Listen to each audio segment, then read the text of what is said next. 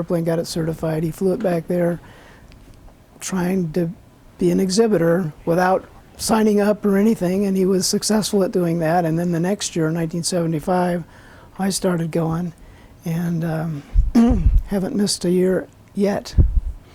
We exhibited probably for 30 years up there at that air show. Mm-hmm. It's the most fabulous event on this planet. Well, so tell me a little bit about the event. It's the Experimental Aircraft Association, and it basically started with individuals building their own airplane, an experimental aircraft. But it became so popular that the manufacturers started coming, the military comes, people with old airplanes come, and probably the attendance is somewhere between 500 and 800,000 people in a week. Tremendous event. Wow. Yeah, and it's Disneyland for people that love aviation. You walk away from that place, the only evidence that people have been there are the silhouettes around the airplanes where they've trampled the grass down, and then the grass where the airplane's sitting nice and green. No paper, you know, just like I say, clean as Disneyland. Wonderful event. Daily air shows of all different types. They'll set explosives on the ground, and when the warbirds fly, airplanes from World War I, World War II, they simulate attacks, and I mean, the ground shakes. The explosives are so powerful, and big billows of smoke and fire, flame coming up, just like they drop bombs. It's really unbelievable. They do a great job. And then they'll have, you know, your modern aerobatic airplanes, fly routines, and the best of the best are there. So people come from all over the world. People from Australia used to charter a 747 and even put airplanes in it that they flew and fly over to see this air show. How long has that air show been going? Since 72, or is it No, older than that? it's quite older than that. It originated in Rockford, Illinois. It probably moved to Oshkosh, Wisconsin around 1970, somewhere around there. And it's amazing that this little town can host that many people. There's 12,000 airplanes on the field. Their airports, nearby airports are full of airplanes. They have a huge RV park. It's the largest RV park in the world that week. And it's amazing that the housing and the restaurants can take care of that many people coming in.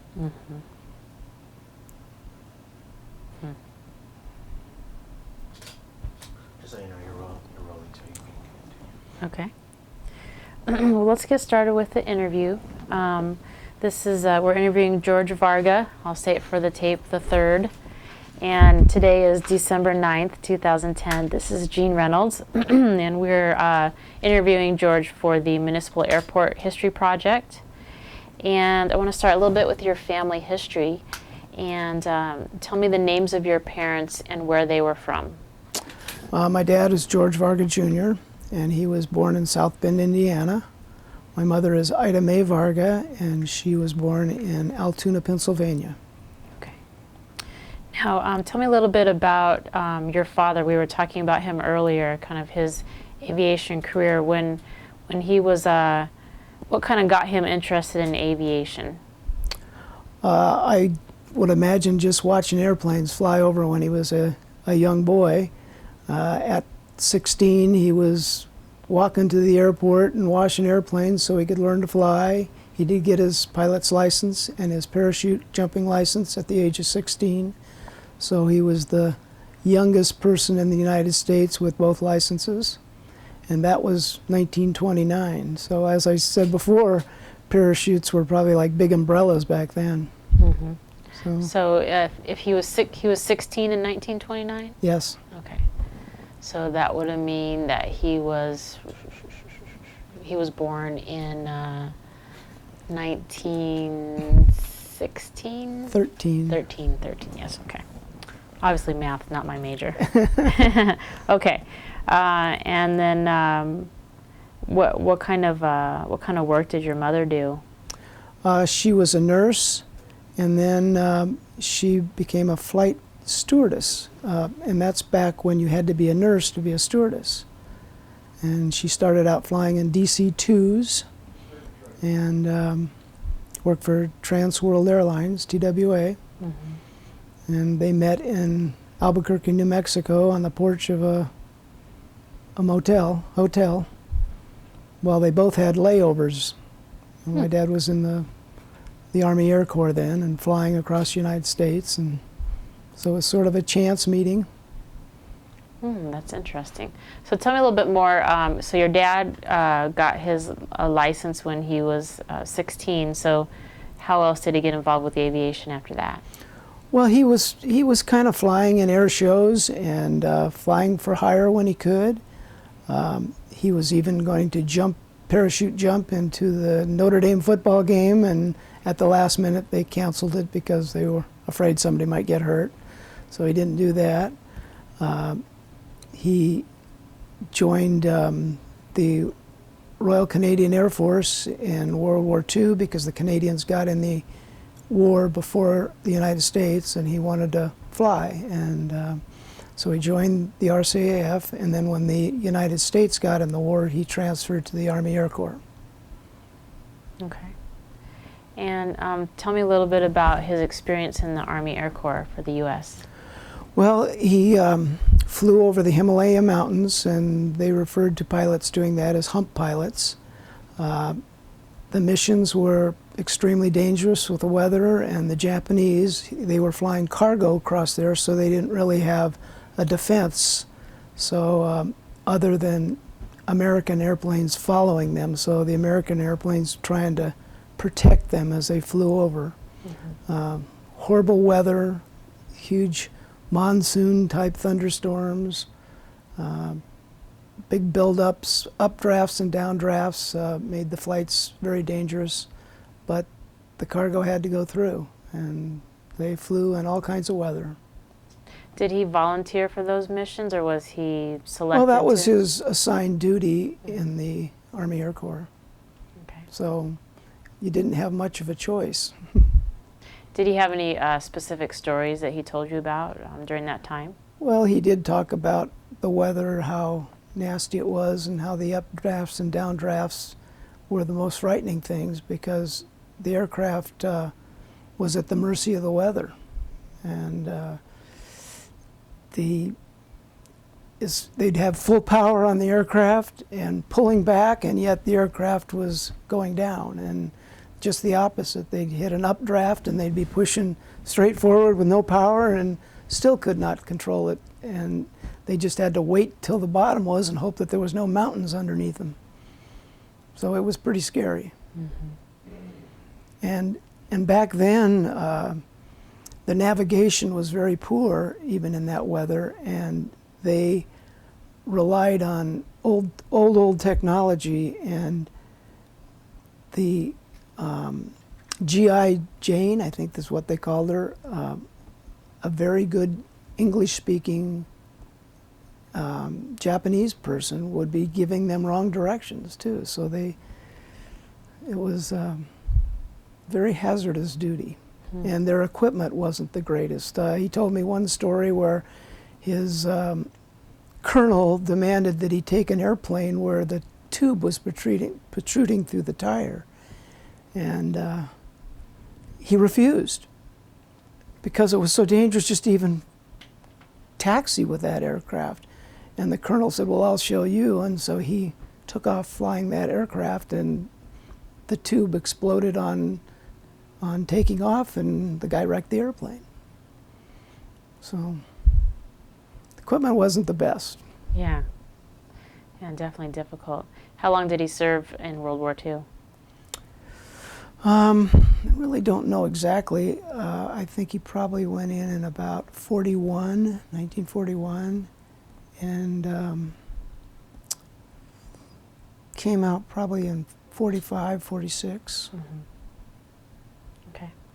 All right, before we move on, I just need to jump in real quick. Sorry, Gene. I just want to shift you over, sir.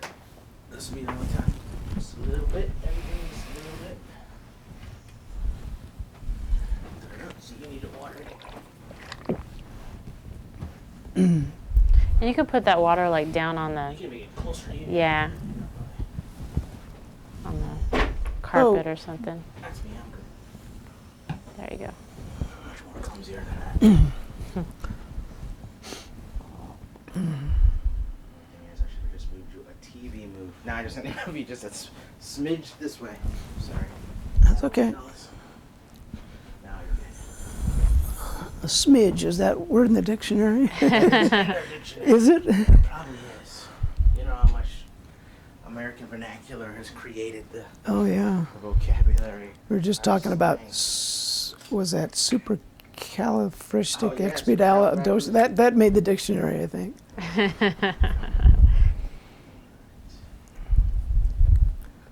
happy. Okay. So what year was your mom born, do you know? She was born in 1918. 1918, okay. And did she grow up in Pennsylvania? Yes. Okay. I think she went to nursing school in New York. So she probably left there, Pennsylvania, when she was 18, and she never went back. Mm-hmm. One of the things that she told me fairly recently that was kind of comical is that because they only hired nurses for flight attendants, that when she went in to resign as a nurse, the head nurse said, "I'm going to stop hiring good-looking nurses," because they kept losing them to the airlines. Mm-hmm. So, Did she ever say what made her decide to go from nursing into being a stewardess?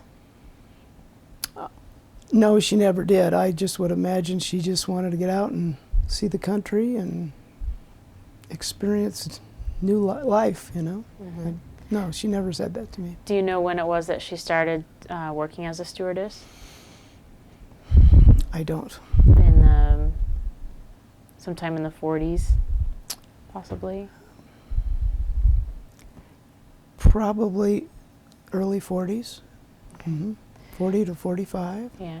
Did she ever tell you any stories from that time period when she first started, like what it was like for her, you know, to kind of take her first flights or anything like that? The only memory that she really told me was how she disliked Howard Hughes because he threw his Kleenexes on the floor of the aircraft all the time, and you know, she didn't like picking up his Kleenex. So Well, that's an interesting it's a memory to memorable story, right? have. Yes. Okay. And he was the owner of the airline then, see, back then. Mm-hmm. Now, so your parents met each other in Albuquerque, correct? Yes. Okay. And can you tell me a little? Did they tell you any more about how they met, or you know, did they? Well, it just seemed that they caught each other's eye. They just sort of had a casual walk-around date, and I don't remember whether my dad had to leave first or my mom, but they had to leave, and then they eventually rendezvoused back at that hotel again. So, Mm-hmm. And what year did they get married? 1945. 1945. Okay. And Kind of a little joke that they were married on April 7th, and I was born on April 8th. Was a year later, but if we want to laugh, we don't say that, you know. Okay, so that means that you were born April 8th, 1946? That's correct. Okay. And where were you born at? Hollywood, California. Okay, so what was it that brought the family to California? My dad's business. Well, actually, he got out of the service and was trying to decide what to do. He was interested in being an airline pilot, but he found out that that didn't pay any money, so he wasn't doing that. And my mom went back to nursing, and she had a job nursing. And when we were born, she'd work at night, and then he'd work during the day, so they were both working. He started his business with her paycheck, buying an old instrument panel full of instruments, and he'd take the instruments out and go peddle the instruments, and then he went and bought several more, and that's how he started the business. He bought mainly surplus aircraft parts. The war ended really abruptly, and there were a lot of parts all over the country at bases, repairing airplanes that were flying. Ford, Buick, Chevrolet, Pratt and Whitney were all making aircraft parts back then. I mean, the country was at war. It's not like it is today. We go live our normal life while our soldiers are fighting, and we rarely think about them. Well, back then, the whole country was at war. The women were in the plants making parts, and lots of parts. So when the war ended, there was a lot of surplus aircraft parts all across the country on Air Force bases, Army bases. And he would drive around and buy surplus aircraft parts and then turn around and peddle them. Mm-hmm. And his business was in Burbank, California. There were quite a few non-scheduled airlines over there, and that's where he sold a lot of his parts to. Okay. And so do you have any siblings? I have 2 brothers and a sister. And what are their names? Tom Varga, Ron Varga, and Valerie Varga. Okay. And did you grow up in California, or where did you? Till I was 16. Moved to Scottsdale when I was 16 years old.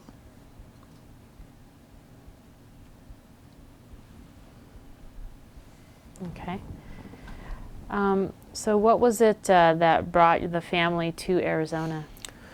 My dad went in partnerships with my uncle in a hardware store in 1954, and that was at 19th Avenue and Indian School. And we just sort of came back here for visits, and we liked Arizona. We lived in Van Nuys. It was pretty smoggy back then. There was also a huge inventory tax in California, and so we started sending some of our expensive aircraft parts over and stored them in the hardware store, so we didn't have to pay tax on, very expensive parts.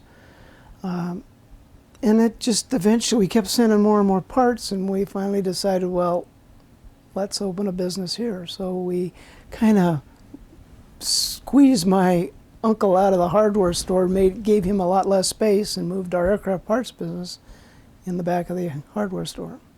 What was the name of the hardware store? Oh boy, I think it was 19th Avenue Western Hardware Store. I'm not sure. It's been a long time. Okay.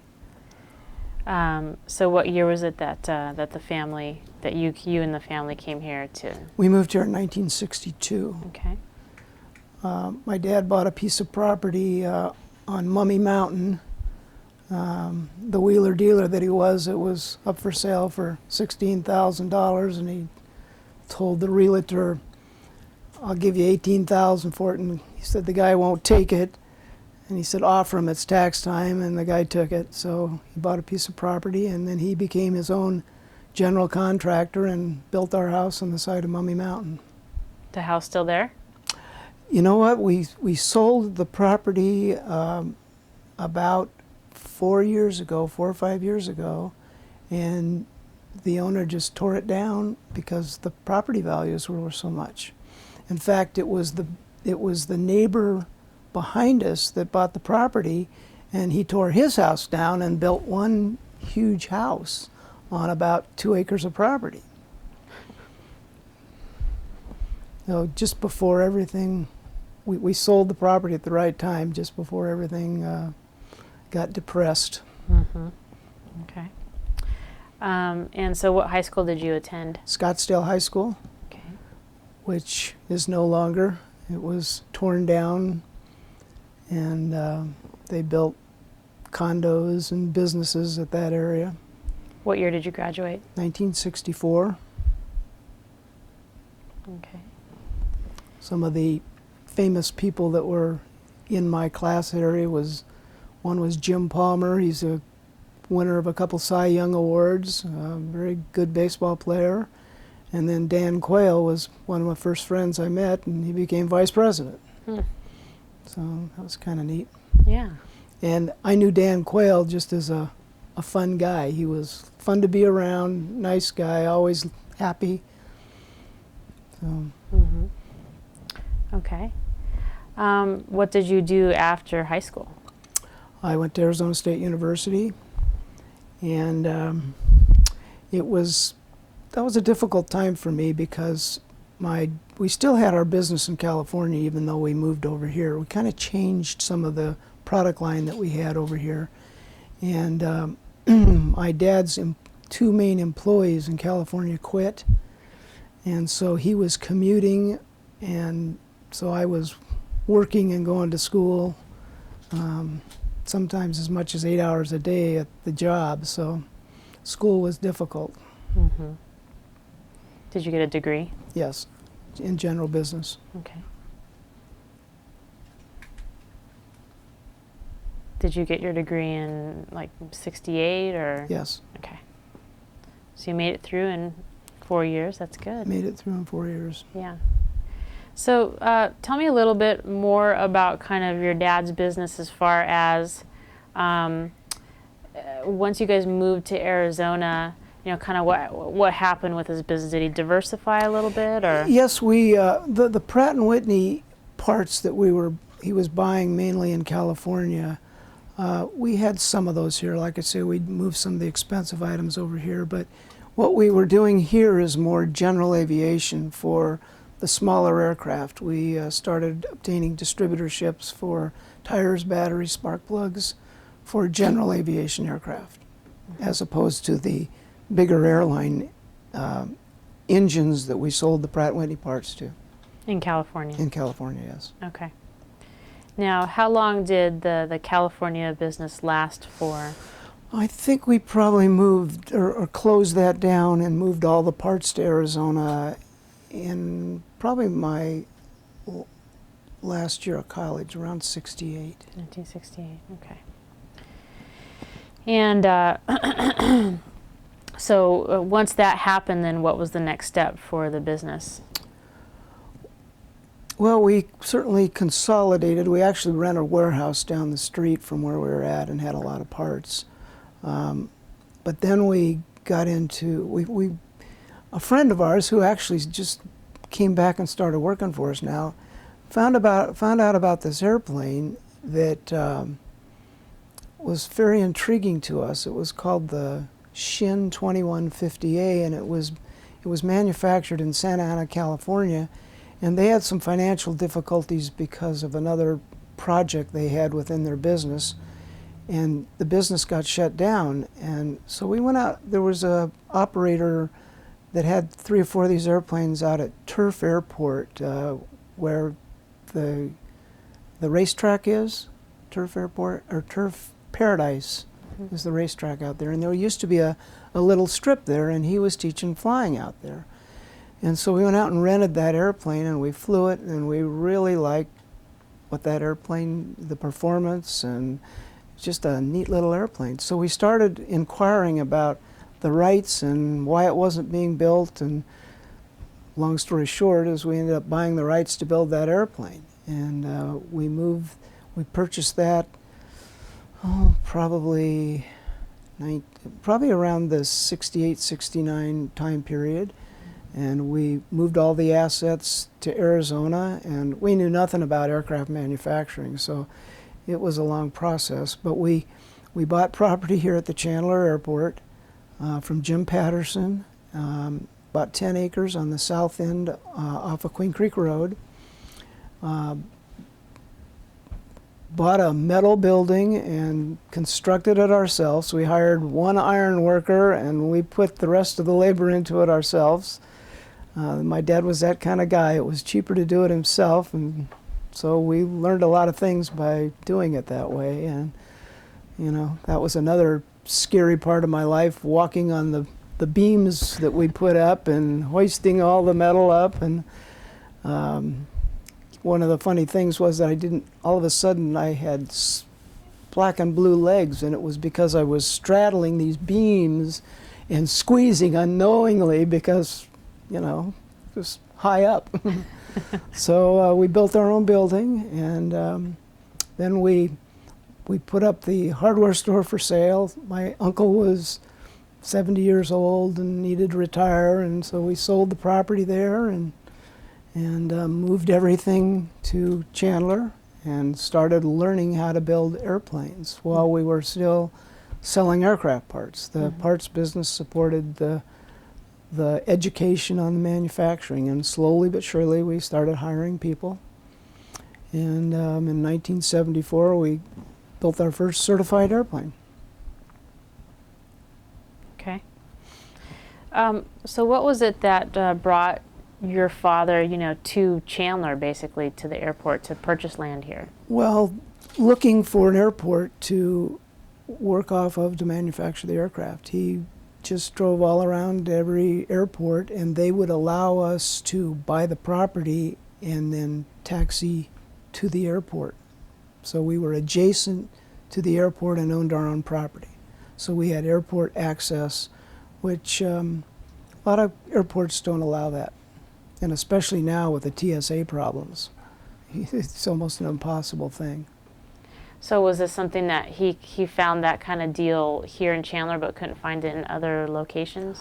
Well, Jim Patterson was interested in selling some property, and it was perfect location, and it was also a very good deal for us. Mm-hmm. Do you remember what Chandler was like when the business first started here? Well, I remember that there was only one stoplight in town in 1970. So one stoplight. Chandler Airport was in the middle of the cotton fields. The only place to eat was downtown Chandler. Population was probably about a third of what it is now, or even less. It seemed like a long way from Phoenix to Chandler, especially because there was no freeways. In fact, one of our best employees lived at 32nd and Shea, and he didn't want to move, and he ended up quitting because of the time to get to work back then. He's come back to our business probably 5 or 6 years ago, still lived in the same house, but with the freeways, it was a lot better drive. So the freeways have really helped this town out. Yes, I agree. Before I get more into the business itself, I want to hear a little bit about you. What kind of initiated your interest in aviation? I enjoyed learning to fly. We even actually bought an airplane that was needed to be rebuilt, and we did it in our garage in Scottsdale. We basically remanufactured it. We took all the fabric off and made sure all the welds in the steel were good, and repainted and rebuilt the engine and put new fabric on the aircraft and built just almost like a brand new airplane. And enjoyed flying that airplane.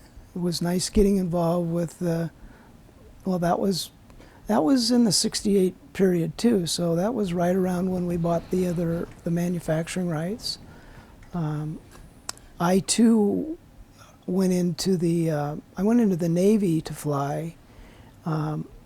Unfortunately, just before we got our wings, Vietnam was slowing down tremendously, and they had no flying positions for us, so they gave us the opportunity to have a desk job or go home. And I didn't go in to have a desk job, so I came home and got back into the family business.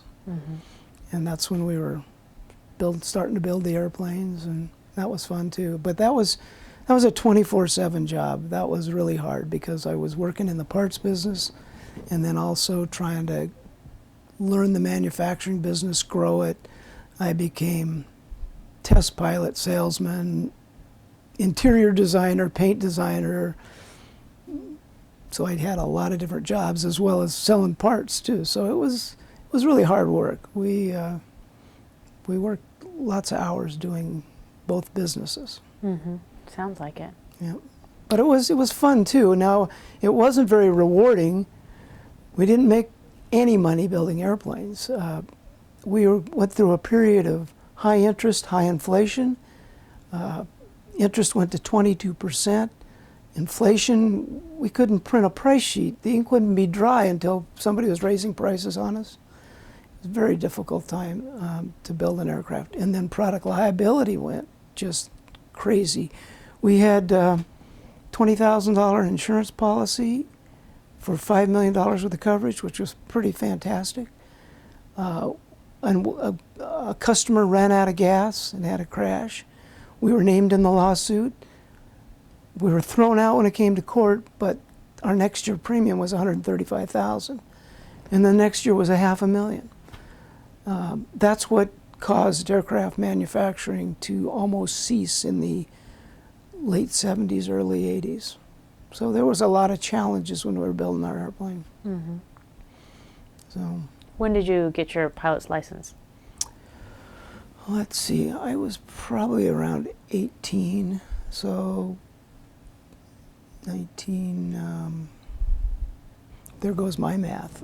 Let's see, probably 68, 64, 66 to 68. Somewhere in there. I learned to fly in Las Cruces, New Mexico. My dad had an old Air Force friend who had a little airport down there, and I went down and washed airplanes and worked for him and learned to fly at the same time. It was kind of a fun summer I did that. What kind of plane did you learn to fly in? A Piper Colt, two-place fabric airplane. You have a photograph of you with that plane? Oh, I'd have to dig really hard to find that. Seems like a lot of people have a picture of themselves with the first plane that they learned to fly. Okay, so let's go back. 1974. Were you Varga Enterprises at that time, or what was the name Well, of the the aircraft company? manufacturer was Varga Aircraft Corporation. Okay. And our parts business had a different name too. My dad changed the name of the parts business to Varga Enterprises when we separated the two businesses. In around 1980, we bought this particular building and moved the parts business here because we were running out of room to manufacture airplanes. Okay. So in '74 is when y'all manufactured the first airplane for Varga? That's the first certified airplane, yes. Okay, can you talk a little bit about that? What were the airplanes called, and We called the airplane the Varga Kachina. We picked that name. The Kachina is an Hopi Indian sun god, and it travels through the air bringing happiness. So we thought that was a good thing for our little airplane that was a fun to fly product. And it was a real unique Indian god, and it was very colorful, and we made a decal and put it on the tail, and it caused people to ask questions about the airplane, and so it would just sort of fit really well. mm-hmm. The airplane was a two-place airplane with tandem seating. It had a stick control, so you sat and flew the airplane with a stick and a throttle on the left side, and your passenger was behind you. You could use it for flight instruction. There was controls in the back. In fact, Bob Copeland bought a couple airplanes and started a little flight school, and actually taught my wife, well, she didn't get her license, taught my sister to fly, taught my wife to solo at least. She went to solo. She was kind of, her biggest fear was losing the airport. She thought she'd just learn to fly until she had to solo, but she got really good at the landing, so she thought, oh, no big deal. So she ended up soloing and landing the aircraft, and then her biggest worry was finding the airport when she had to go out by herself and practice. She kind of wanted a string tied to the airport, but she got through that, and then she got pregnant, and that's when she stopped flying. Mm-hmm. She did have a kind of a neat experience when we were taking one of the aircraft back to the Oshkosh Air Show. She got to fly with her instructor back there, and she landed at some little airport to get gas, and the guy comes running out real excited about the airplane because it was new, fresh, a different design. people hadn't seen a lot of them. We had some good press articles, so they were learning about the airplane. And so this guy comes running up real excited to see the airplane, and the instructor gets out and introduces Mrs. Varga to him, and so he was real excited to meet Mrs. Varga. That must have been kind of fun. It was kind of fun for her. She, just felt like it was pretty special that somebody recognized the Varga. Yeah, definitely. Okay. How many Kachinas were actually built? Built around 150. Okay. And was there anything kind of unique about the plane, like as far as design or anything Its like performance, for a two-place airplane, it outperformed most airplanes in its category. And it was very responsive. It had ball bearing and rod controls to all of the elevator and to the ailerons. So when you move the stick, the airplane was very responsive. And who was purchasing the aircraft? We sold them to flight schools. We sold them to just individuals. We sold one to an airline pilot in Florida that bought it for his son so he could fly from Spruce Creek, their home at an airport, to Embry-Riddle University. So instead of buying him a car to drive to the school, he bought him an airplane to fly to school. So we were dealing with the Israeli Air Force for a flight school. They were using a really older design aircraft, and we didn't sell them. They were ready to buy, but they had one of their little wars spring up, and so that changed everything over there. So. And when was it that you stopped manufacturing the Kachinas? 1982. 82. And was this connected to kind of the economic issues that you were talking about? It was connected to some really bad luck and economic conditions both. But we had a supplier cause corrosion in the ribs that we had built. They dissolved the alclad protection off the ribs, and it was something that you can't visibly see. And we built airplanes with the defective ribs, and about 90 to 120 days later, when the mechanic was picking up a rib, he could feel something unusual under his fingers, and when he looked at it, there was little black spots on the rib. We sent it to a lab, and they told us that in a year, in a high corrosive environment, that rib would dissolve. So we spent a lot of money and a lot of time bringing airplanes back and disassembling them to get those ribs out, replacing them, putting them back in the paint shop, and it was the worst possible place that rib could be. We really had to tear the airplane apart. It was very expensive. It was very expensive, and that contributed to the economic downfall of our project. So. What was your kind of your family's reaction to that, since you had kind of gotten into that and you were just starting to get known with that aircraft? Well, it was devastating because it cost so much money. We were building 4.5 aircraft a month. We had a program to go to 10. We hired up quite a few people. We had 80 people at that time, and we were bringing in product from manufacturers, instruments, radios, all the purchased product to build 10 aircraft a month. And so all of a sudden we have this happen, and we have to stop production, bring aircraft in. We tried to halt the suppliers sending us product. Some of them sent it anyway, and it was very devastating for us because we now, instead of building airplanes, we're tearing them apart, and we're also quoting 9 months for delivery instead of, so we weren't able to sell many at that time. So it was very devastating to us. Okay. So what happened after 1982 with the business? It was closed down, and we had moved the parts business into our current facility in about 1980 to have more room to build the airplanes. And the doors were just shut, and then we proceeded to try and sell the assets of the company to somebody that could take over and build the aircraft. Okay. And then from there, you kind of focused on the parts business? Yes. Okay. And tell me your wife's name? Claudia. Claudia. What's her maiden name? Skirving. Skirving. And did you meet her here, or? Yes, I met her. She was when we were actually fixed up on a blind date, and happened to be living with a friend of mine that I graduated high school with, which that was kind of an interesting coincidence. She went to Scottsdale High School too, but I had graduated by the time she only spent her senior year there.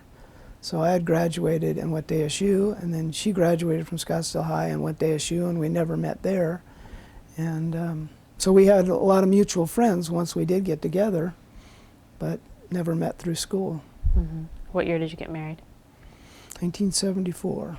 That's a date I do remember. That's good. I saw that. It was very quick, too. Yep.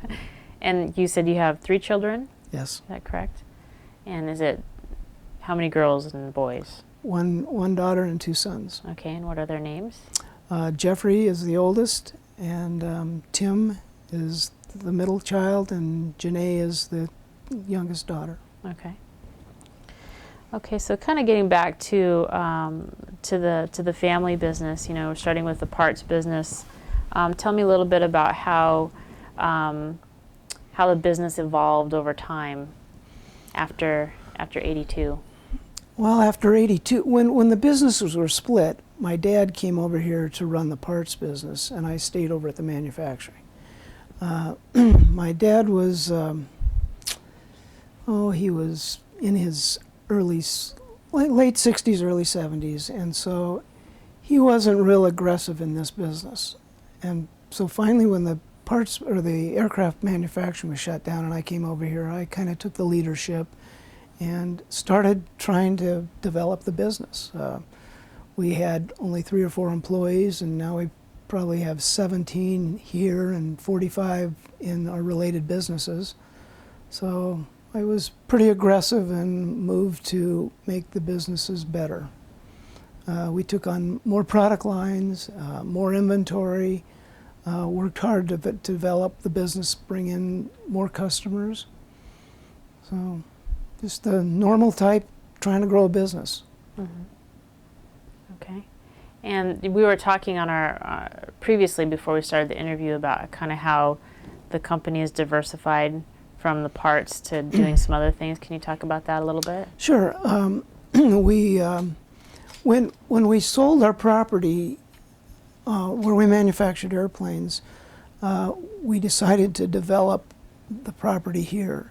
So we built 2 buildings in the back, and we started leasing them out. And one of our customers was Estegard Aviation that overhauled general aviation aircraft engines. And he had some financial difficulty, and we ended up buying him out.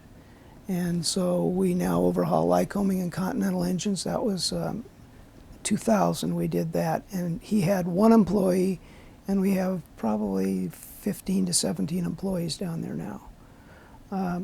We built the business up from manufacturing a couple of engines a month to 18 and a half in early 2008.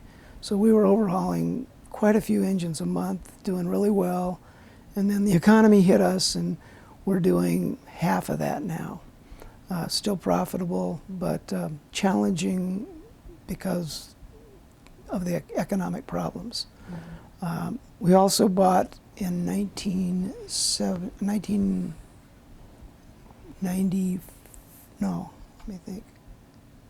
2004. You know, I told you I was bad at dates. In 2004, we bought a company called Curtis Superior Valve. They manufacture oil and fuel drain valves for the aircraft industry, military, and some commercial. It's an old business. It was a 60-year-old business when we bought them. we moved it from Phoenix into our facility here, and it's a really good little business. I actually bought that 50% ownership with the gentleman that I told you we hired in working on our parts business that lived at Shea and 32nd. I got him involved to get him back. He's just a special individual with a lot of talents. And so we're 50% owner in the Curtis Superior Valve business, and he does a great job there. He's also bought into Varga. He's a 20% owner of Varga Enterprises. What's his name? Gilbert Hughes. Okay. Not related to Howard? He would have liked to been. Okay. Who are kind of your customers? Or is it? Well, because our parts business is general aviation, mostly it's fixed base operators. We don't, in Varga, we don't do any retail business. It's mainly wholesale. But because of our hose shop, we sell our material out of our hose shop for any kind of aircraft. So we deal with the two-place aircraft, and we sell some to the airlines. We have Southwest buys a little bit from us, and U.S. Airways. But mostly the private aircraft owner through the fixed base operators. Our Air-Equip hose product has different product lines that we sell all over the country, and that's our best product line, is the Air-Equip hose. Right now, everything is so competitive with tires, batteries, and spark plugs. We find that anything we can add labor to, we can make a fairer profit. And so our hose shop does pretty well. We also have an instrument shop where we overhaul general aviation aircraft instruments, and then our engine shop is another labor-added product line. So, but some competitors now are selling product for 3 to 5% over costs in your tires, batteries, spark plugs. So that's very difficult in our business, is trying to compete that way. Okay. So it sounds like you've been pretty creative in trying to keep the business going and go with the times as far as the economic up and down and that kind of thing. We have been really blessed in our business in the last couple of years. When the economic problems have hit aviation really hard, it's been our best year. This year is our best year in business ever, so we're really thankful for that. And I don't have a real good explanation other than we have a long time history with good clients, and we also have some salespeople reaching out trying to find new customers all the time. Okay. So. Now, tell me a little bit about going back to, say, like 82, for example. Can you describe what you remember about the airport at that time? What it looked like, what did it entail, who were the businesses that were here, that were your neighbors, that kind of thing? Well, 1982, I believe Santan Dusters operated. Arizona Aero Painting, which was Bob Copeland's son, Don. And Don painted every one of our airplanes but one, so his paint shop was there with the crop dusting business. I believe in 1982 the old terminal was still there. I don't remember exactly when that was torn down. It was just that old building just on Airport Boulevard. Gosh, I don't know when that was built. It was certainly here before we got here. A gentleman by the name of T.E. Settle operated a small flight school out of there, and that's where people that flew in walked in to get a Coke or whatever. There was no restaurant. In 1982, I believe John Walkup was probably here by then with his flight school. The other fixed base operator was Button Aviation, Butch Button. There was probably another crop duster owned by Bob Walks. Can't remember what the name of that business was, but he also had a business at Scottsdale, helicopter business, where he sold helicopter parts. I'll try and remember the gentleman that ran that business. He's still around, I believe. I have to think about that. Button Aviation? No, Dave Larkin Or? Okay. ran that other crop dusting business. Okay. And that was on Cooper Road before they closed Cooper. So I think those were the only few businesses here back in '82. Okay. And do you have any specific memories from the airport around that time, like when the business first started? Could be in the 70s or early 80s. Anything that stands out in your mind about the airport that you remember? I remember that the operators always tried to get together to improve the airport, and we put on little air shows to try and make some money to improve the little terminal building that was here. You know, we'd make a little money and we'd build a sidewalk and put in a Coke machine or whatever. We were trying to improve the airport on our own without the city's help. We did have several air shows. Bob Copeland flew in the air shows. Got some pretty good crowds, made a little money for the airport. Another thing was the movie Cloud Dancer was filmed here. I think Jennifer O'Neill was the female star. Can't remember the male star. And that was probably 1980.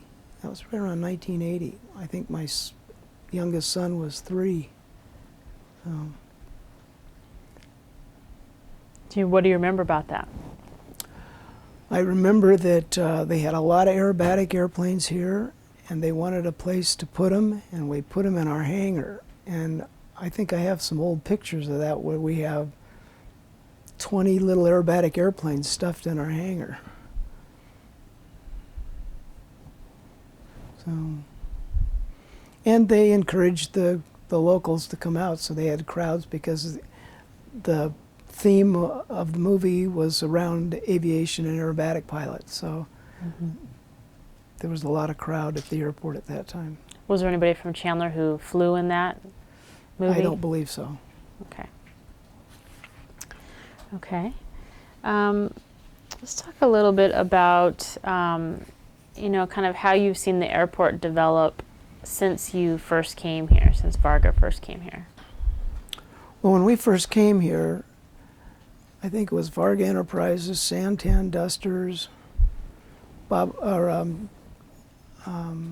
Walkup wasn't here, the 2 crop dusting businesses at all, and then Don Copeland later started the paint shop right around that time because he did paint our first airplane in '74. So he started just after we moved to the airport.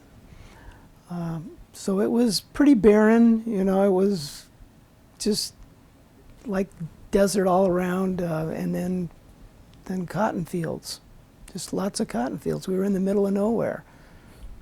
So it was it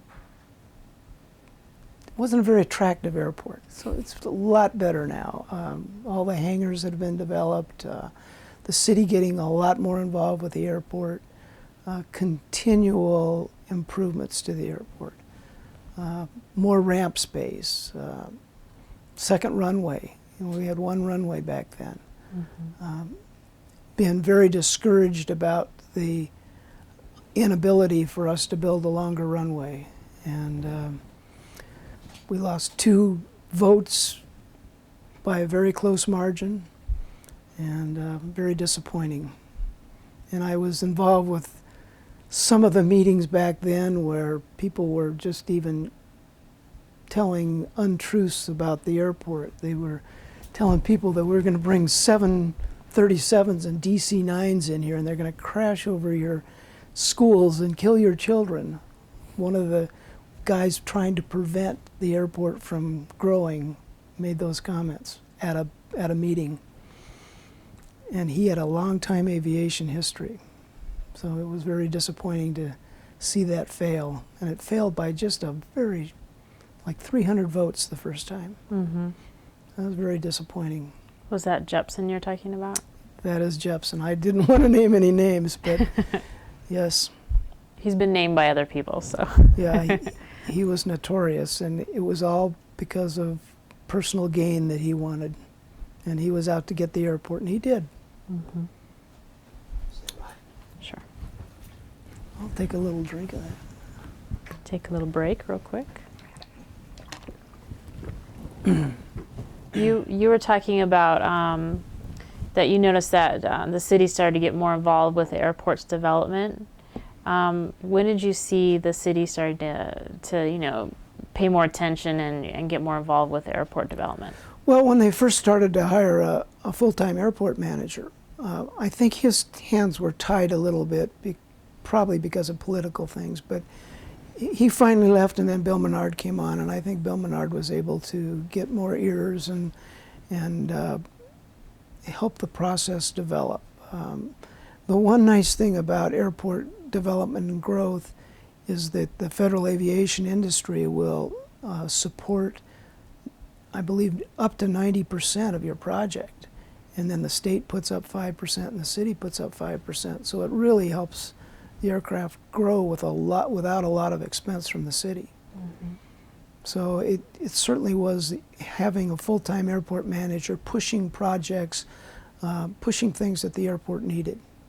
And we have grown from one runway to two, and better taxi strips, and so it's a lot nicer airport than it was. A lot more ramp space. Of course, the population of Chandler is growing, and there's more airplanes here, and they need tie-down areas and hangars. And of course, our summer is really brutal on aircraft just sitting on the tie-down ramp. So that's where people have been building hangars, continually building hangars. So, Mm-hmm. and some of them are beautiful. You drive down the street, and they're really nice-looking metal facilities. Mm-hmm. I think they're staying there, called them condos or something. Yeah. Well, I think the reason there's 4 in a unit. There's 4 different aircrafts stored in one unit. Mm-hmm. Okay. How would you describe the relationship of the airport with the surrounding community?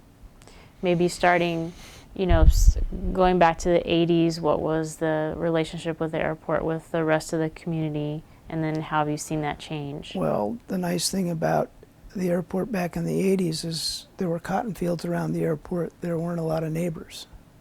And as the city has grown and the developers have come in and put housing really close to the airport, it's really hurt the airport because of the complaining neighbors of the noise. And I guess you have to blame the city for allowing that to happen. In fact, tonight there's a meeting at the City Hall about property right across the canal here, where a developer wanted to put up 12 homes over there, right under the flight path of the airplanes. And he was approved to do that, but because of the economy, he's lost the project. Now the bank owns the project, and the bank is pursuing to allow that to continue so they can sell it to somebody that wants to put up 12 expensive homes on acre lots right on the other side of the canal, right under the traffic pattern. Mm-hmm. And people sign that they won't complain on their deeds, but that doesn't prevent them from complaining about the noise. And there's neighbors around that want the airport closed and shut down, and the airport was here first. When they buy a home near an airport, they should be smart enough to know that there's going to be aircraft noise. And it's really a shame because it's prevented the growth of the airport. And the city spends a lot of money. This noise testing that they had to do cost the city a lot of money to appease a few neighbors. Do you feel like there are people that are living in the surrounding neighborhoods that are supportive of the airport? Oh, absolutely. Absolutely. So it's very few complainers that get the ear of the city that cost the city a lot of money to try and make them well, they're not going to make them happy, but they try and show that they're trying to do whatever they can to help them out. Mm-hmm. Okay. Every month, the Airport Commission has a meeting, and there is a report on how many noise complaints they get. So they keep track of that. They call the people up. a lot of them are complaining about airplanes in the pattern. And, you know, it's going to happen. It's going to happen. The majority of the people complaining are complaining about aircraft noise within the aircraft control pattern. Okay. This next question, you kind of talked about this a little bit, talking about the lengthening of the runway, but are there any specific community discussions or controversies about the development of the airport that stand out in your mind? Just the runway. That's the only one I can think of. And what was that? They don't want it. They don't want the runway longer because they think that there'll be bigger jets coming in here, and I don't think that's the case at all. I think they want the runway longer to make it safer during the summertime when it's hot. Aircraft coming in here and departing, well, mainly departing, a lot of them can't depart with full fuel tanks.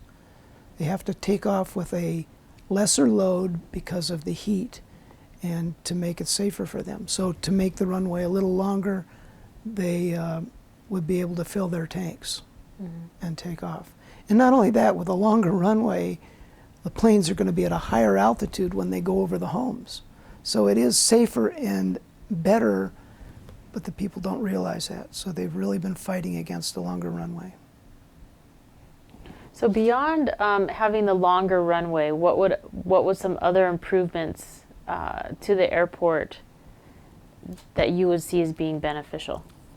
Well, the continuing of more hangars built for people that have airplanes that are just tied down and subject to the nasty heat we have here in the summer. The heat deteriorates interiors and has effect on instruments over time. So, yeah, other than that, I can't think of any other kind of projects. More fixed base operators. I think that's one of the big complaints about people coming in here that want to operate a business out of here. It takes a long time to get something approved to start a business. I know of one company that was working on the process for 2 years, and they finally dissolved working with Chandler. Mm-hmm. Now, you've been here a long time, and you know that there are crop dusting businesses operating here at the airport. So that's an example of, are you aware of any environmental impacts on the airport from any previous businesses or anything related to that? I do believe there's hazardous waste areas on the airport. So I don't know what impact that has, whether somebody coming in to build on that area has to clean it up. I don't know what the city would have them do. Mm-hmm. But the crop dusters have been moved out of here for a considerable amount of time. And the paint shop had to leave because it was associated with the crop duster. Okay. Now, you talked about air shows that used to happen at the airport. Can you tell me a little bit more about some of those air shows that you remember? Kind of their purpose and what you remember about them? Well, we put them on for the purpose of raising a little money to try and improve the airport, we're talking quite a while ago, because that's when the city wasn't involved with improvements of the airport, and the operators were just trying to do little things to improve it. It wasn't very much. We didn't raise a lot of money. The improvements were simple, and they're gone now because it was all involved with that original terminal building. So this is like early 80s that we're talking about? Yes. Is there anything? Might even before that too. Before that too. Yeah. Is there anything that you recall about any of those air shows that stand out in your mind? Well, just the quality of a little air show put on by us was pretty good. Bob Copeland was an excellent pilot. Lee Kirk was another in his trio that performed an acrobatic routine, and Lee Kirk was he was I think a retired Air Force pilot that went to work crop dusting for Bob Copeland. And I can't remember the third gentleman's name, but you know, they did this acrobatic routine with 3 airplanes. It was pretty good for just local pilots that weren't professional aerobatic pilots. Mm-hmm. Okay. Now, what other kinds of non-aviation types of activities do you remember kind of happening around the airport area? And I know people have talked about, for example, rodeo and a racetrack and shooting range and things like that. Do you remember anything, especially back like in the 70s? I don't. I do believe there was an old rodeo grounds, and that might have been on Cooper Road, but I don't know that might have been before we were here. Mm-hmm. I don't have any recollection of that at all. Okay. Now, what do you think is important to know or to highlight about the history of our airport? Well, certainly the continued growth, the businesses that have been here that have been successful.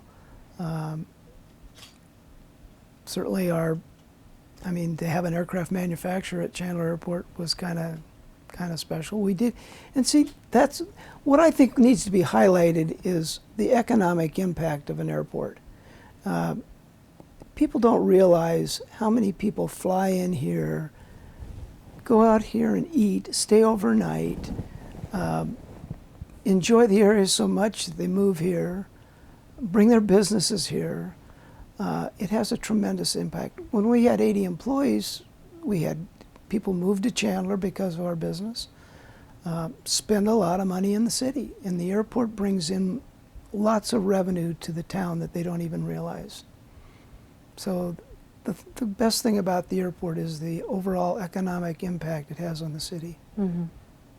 I don't know what the employment here at the airport is, but it's probably 300 employees with all the businesses, 300.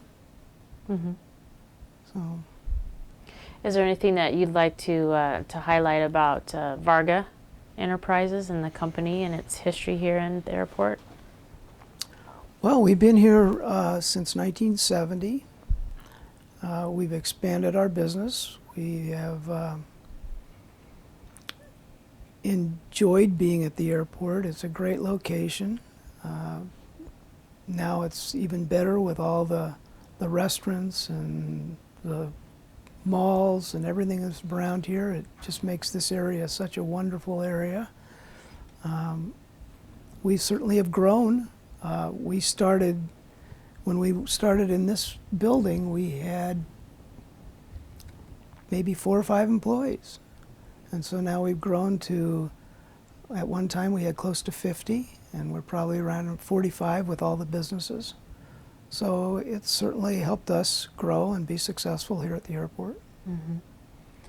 So, what year was it that your father passed away? 1989. 1989. And we were in the middle of this building project that he was kind of running, and it just fell into my lap. So that was another challenge, is just picking up something that was started that I wasn't involved with and completing it, and then renting space and building tenant improvements. So got into a whole new world for me. Mm-hmm. So the business has grown quite a bit since '89. What do you think your father would say if he came back and he could see the business as it is now? He'd probably be surprised.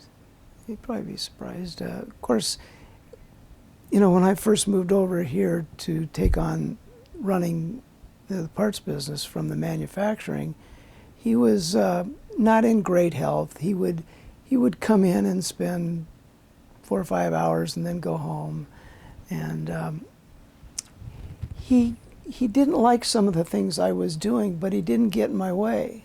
For instance, joining the Aircraft Distributors and Manufacturers Association, he just thought that was way too expensive to get involved with that, but yet that's really helped us grow by making the relationships in that organization. Mm-hmm. But he'd be surprised. He'd be surprised we were overhauling aircraft engines. He might even pat me in the back, although he didn't do that very often. He wasn't somebody that rewarded you for good things or complimented you. People that were born back in the old times, they worked hard and they expected that out of you without really a lot of compliments. So he might even do that. And your dad has been, a big influence, I think, on you and your life and your passion for aviation. And what are some of his, you've got a whole couple walls here full of kind of his accomplishments and his memories. What are some of the things that you're most proud of about your dad? His friends around the country and his relationships with people in the aviation business. He was a tough person to work for, and it wasn't until I got outside and started traveling with him and seeing how many friends he had and how he enjoyed people and how they enjoyed him and how generous he was too. He was just paying for everybody's meal every place we went. And so it was really fortunate that I got to do some of that traveling with him, because I don't know if I liked him very much as a boss. So, but that's what I appreciated. He just had a good heart, and people really enjoyed talking to him and meeting him, and his passion for aviation. I mean, it was like you'd be in the grocery store line and he's standing next to you and he'd say, "Do you fly?" He just always was trying to convince somebody to learn to fly. And you've got some pictures there on the wall of him with some well-known individuals. And you had a great story about Frank Sinatra. Can you tell me that story?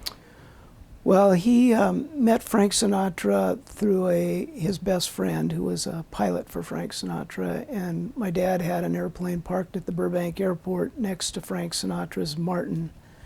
And so he built a relationship with Frank Sinatra, and it was, I guess what Frank Sinatra appreciated about my dad is he used to bring him Crown Royal whiskey from Canada because it wasn't sold in the United States. And so my dad did meet all of Frank Sinatra's good entertainer friends, was invited to their parties, and was traveling through Las Vegas when Frank Sinatra was throwing a birthday party for Marilyn Monroe, and he was able to just walk into that, and he had some pretty impressive friends in the entertainment world. It was kind of neat. He's got pictures with Jimmy Durante and Bob Hope and Charlie McCarthy and Edgar Bergen, and so he met a lot of those people, but yet he didn't talk about it a lot. He didn't tell all of his stories to me. I heard his stories when he was talking to other people. So. Well, you've got a lot of great photographs that you can definitely pass on to your children and grandchildren. That's for sure. And tell those stories. What is it that you kind of love about aviation, do you think? Well, I enjoyed flying, and especially the test flying of the airplanes. Bob Copeland was our first test pilot, so to speak, and we'd build an airplane and he'd come over and check it out and take it for his first flight, and then afterwards I'd get in and fly off the complaints, make sure that the mechanics corrected anything Bob found wrong, and then eventually I was the first one taking up a brand new built airplane, and so that was kind of neat and thrilling, and then I did what Bob was doing, and then Bob was actually designated by the Federal Aviation Agency to sign off the approval of the airplane after I'd fly it and fly off the squawks, and then he'd get in it and fly it, and he'd sign it off, and we'd deliver it. So that was kind of fun. I've enjoyed just the business and developing the business and creating things within the business that help us make more money, developing products that we make a few products and buying Curtis, just the business aspect. It probably could have been some other type of business, but just trying to improve and create ideas. That's kind of what I've loved about the business, improving it, making it better, Yeah. bringing on product lines, hiring good people to help. And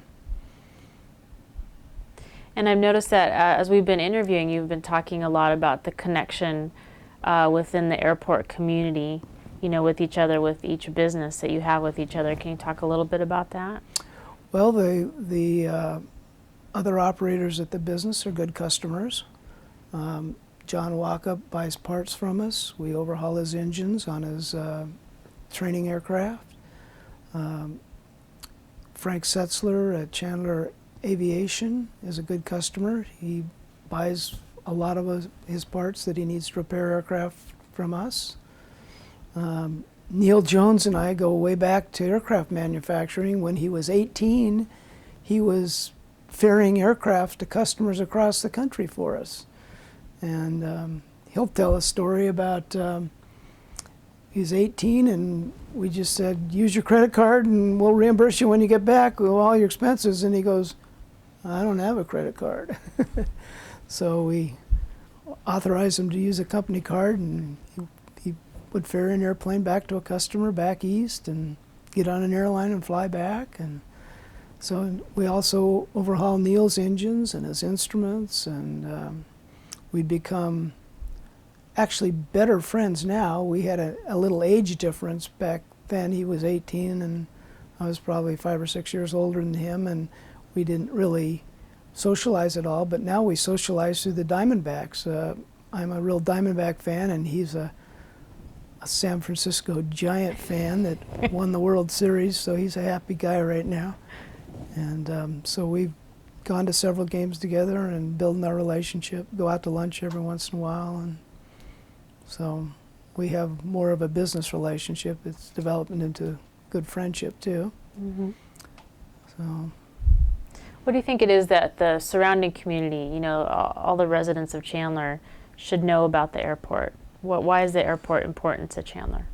Well, I think the main thing is the economic impact on them. It helps with a tax base. If you think about 200 people maybe working around and in the airport and what that brings to the city. I moved to Chandler and bought a home in Chandler. I started buying my vehicles in Chandler because I want the tax revenue to go here. Now, I don't know that everybody thinks about that, but if I can get the right deal in a Chandler auto dealership, my tax money goes to Chandler. And if you think about everybody at the airport doing those kind of things, it helps a lot. Plus, it's a fun place. Kids enjoy it.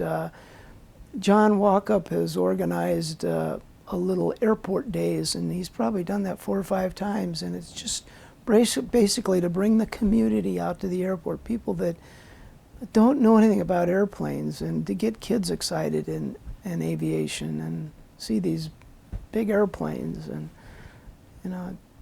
it's we do have an impact economically, and it'd be nice to continue the growth of the airport, to make it a little safer by lengthening that runway.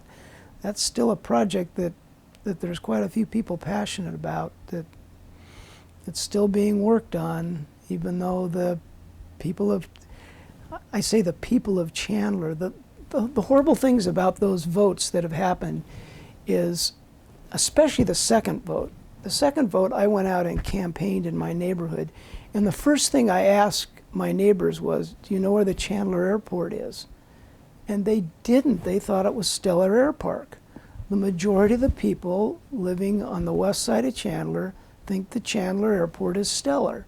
And so did they want Stellar Air Park lengthened when it's right there in the center of all the homes? No, they didn't. So a lot of those people were voting no because they didn't even know where Chandler Municipal Airport was. So the people that voted it down are people that didn't have the knowledge of where the airport was, or the people that have encroached upon the airport.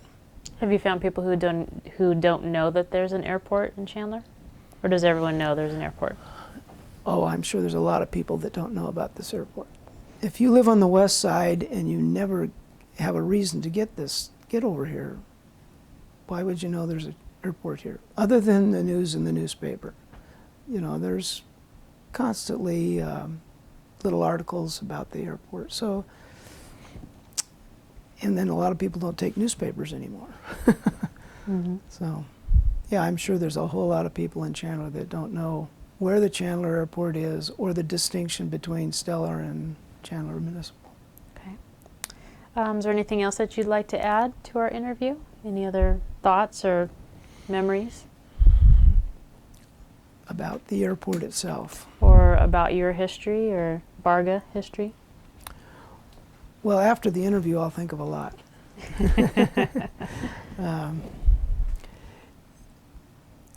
It would maybe have been really good to have a little idea about some of the questions. I could have maybe gone over some old pictures, pulled out some records, or you know, Mm-hmm.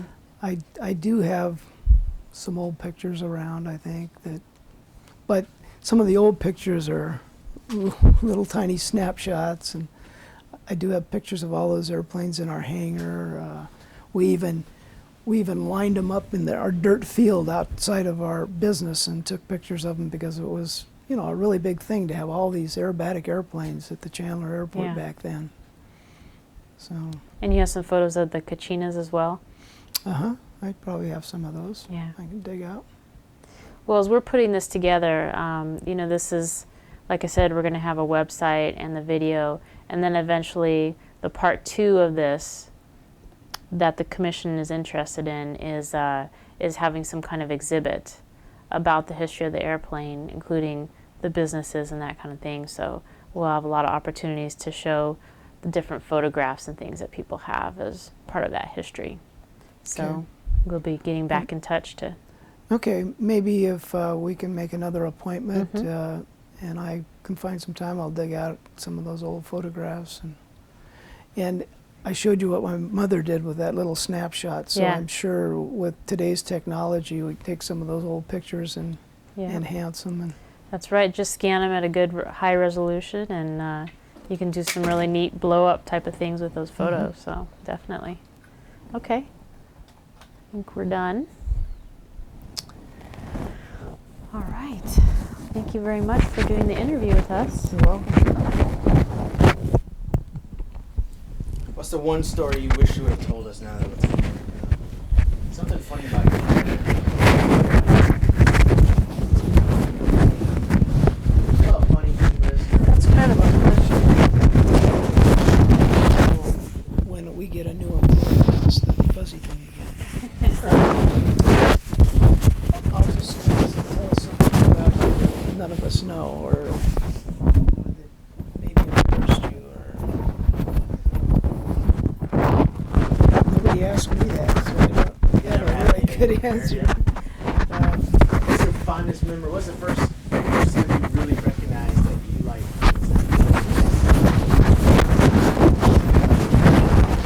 It was probably more when I got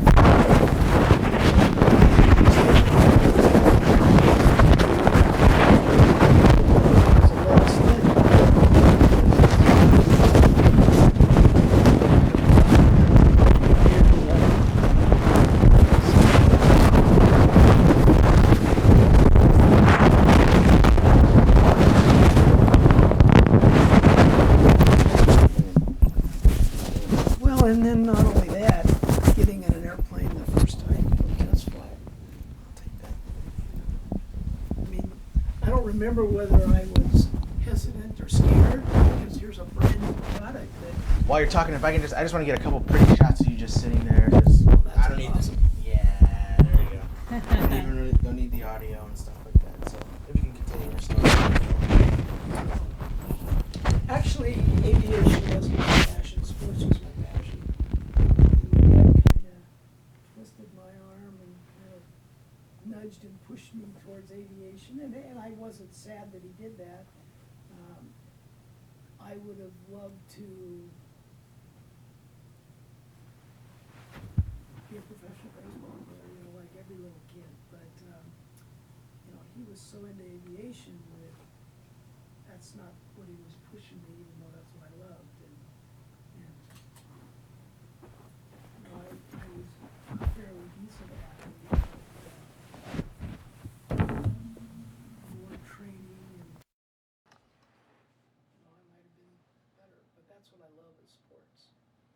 Baseball specifically, huh?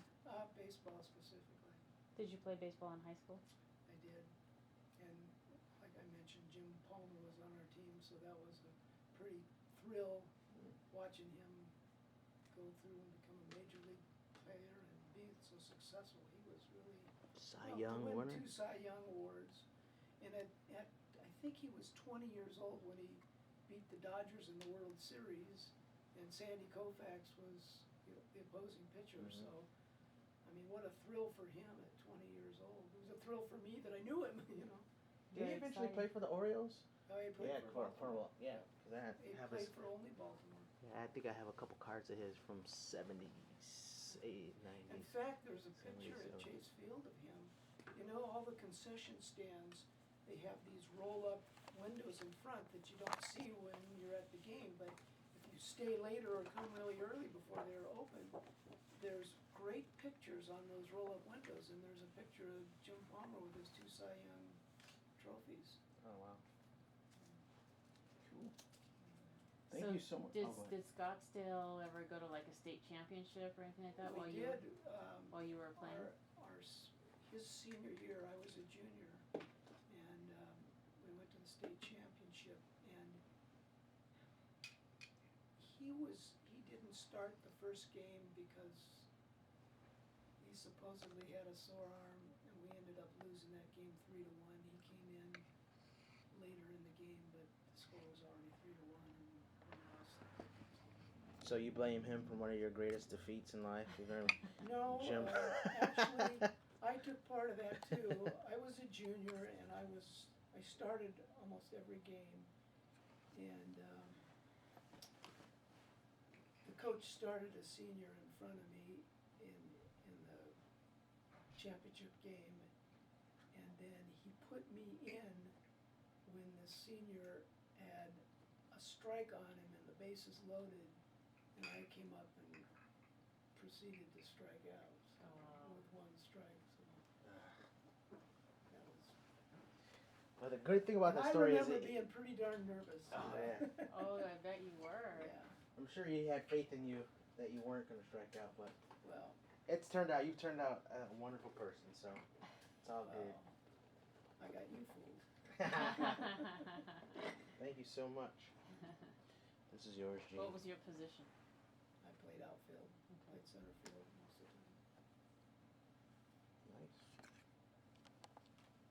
We just, Ernest, I had another project that we're working on for museum, which is the museum does a sports hall of fame for all the Chandler schools. Any athletes that have, or coaches that have come out of the schools that are nominated by people in the community to become and go in the sports hall of fame. So One of my best friends is in that. His name is Jack Lynn, and he was inducted quite a few years ago. Right now, he's a scout for the Houston Astros, Wow. and he was on he was the shortstop for one of ASU's national championship teams years ago, and he was over watching that nice victory against the U of A with us the other night. Oh yeah. Who are you rooting for? I went to ASU. Okay, I'm just I told you checking. that. Just Yeah. checking. Told you we're family divided. I know, I'm just checking. Just wanted to make sure you weren't Checking.